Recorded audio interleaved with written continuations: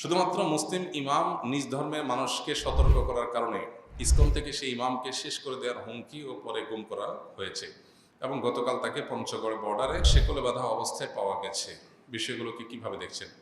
খুবই দুর্ভাগ্যজনক একটা বাস্তবতা এবং আপনারা সবাই কম বেশি জানেন যে আমাদের দেশে আসলে দীর্ঘদিন পর্যন্ত উগ্র হিন্দুবাদী সংগঠন ইসকন তারা সন্ত্রাসী কর্মকাণ্ড করে আসছে।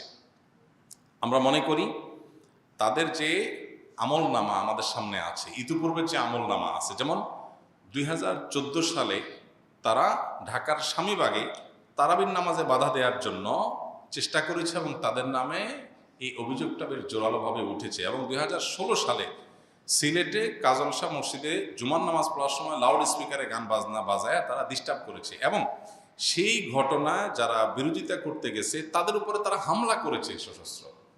আপনি পার্শ্ববর্তী দেশ ভারতে মুসলমানরা যেখানে সংখ্যালঘু সেখানে এই ধরনের কথা চিন্তা করা যায় যে একজন ইমাম নিজ ধর্মের মানুষদেরকে সতর্ক করেছে, তথাকথিত প্রেমের ফাঁদ থেকে মুসলিম মেয়েদেরকে বাঁচাবার জন্য সতর্ক করেছে, এইটুকু কাজ করার কারণে তাকে হুমকি দিয়ে শেষ পর্যন্ত তাকে উঠায় নিয়ে যাওয়া এবং সেকলে বাঁধা অবস্থায় পাওয়া যাওয়া।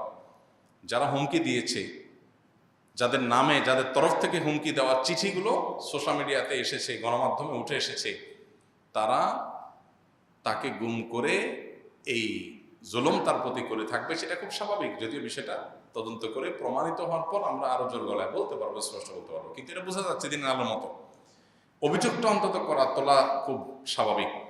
তো এরকম একটা ঘটনা অন্য কোনো দেশে সম্ভব না, এ দেশে যতটা সম্ভব। দীর্ঘদিন পর্যন্ত হিন্দুত্ববাদকে এদেশে যেভাবে পেলে পুষে বড় করা হয়েছে, এটা দুর্ভাগ্যজনক একটা পরিণতির দিকে আমাদেরকে নিয়ে যাচ্ছে। আমরা সাধারণ যে সমস্ত হিন্দু ভাই বোন আছে আমাদের সমাজে বসবাস করেন, যাদের সাথে আমাদের সামাজিক সহাবস্থান আছে, তারা তাদের ধর্ম পালন করছেন, তারা তাদের মতো করে বসবাস করছেন, আমাদের সাথে কোনো প্রকার তাদের খারাপ কোনো সম্পর্ক নেই।